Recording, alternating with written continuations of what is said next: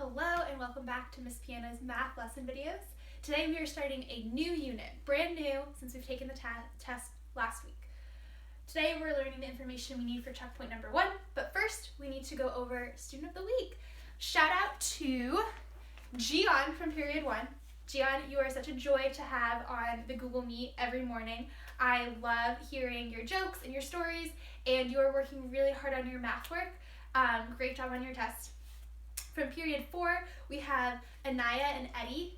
You guys are really doing a great job coming to class, getting all your work done. And Eddie actually got a perfect score on his expressions and equations focus area after studying really hard for it. Good job, Eddie. And then from period 5, Anibal and Rakim, great job improving your attendance the past couple of weeks. Really proud of both of you. So today we are going over tape diagrams. This in green is called a tape diagram.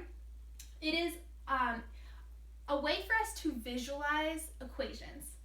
And so we see here that we have one big rectangle that equals 21, and it's broken into 3 sections, and each section is worth x. So we're going to write equations from this tape diagram. The first equation we're going to write is x plus x plus x equals 21. So each x added together equals the total rectangle, which is 21. We can simplify this by writing 3 times x equals 21.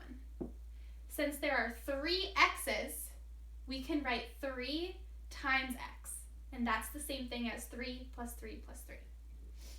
We can also start with 21, and we can divide it by x to find out how many sections the rectangle is broken up into. So 21 divided by x, and we know that equals 3 because there are 3 sections.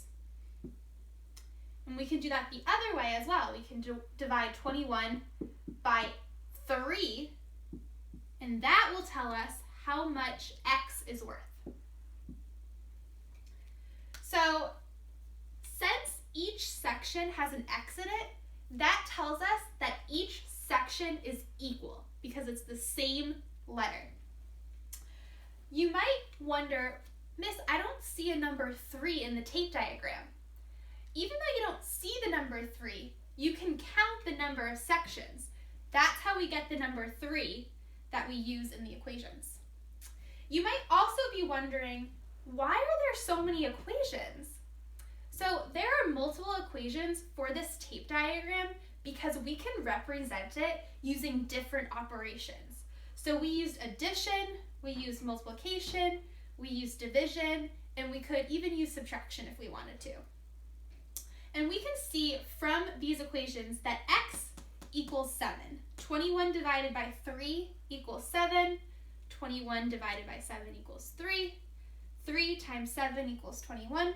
And 7 plus 7 plus 7 equals 21. So you might need to look over or listen to this video again so you understand it better. Once you think you understand the lesson, please go to the daily agenda and see what our assignments are for today. You will be working on checkpoint number 1. Thanks for tuning in. I'll see you next time on Miss Piana's math lesson videos.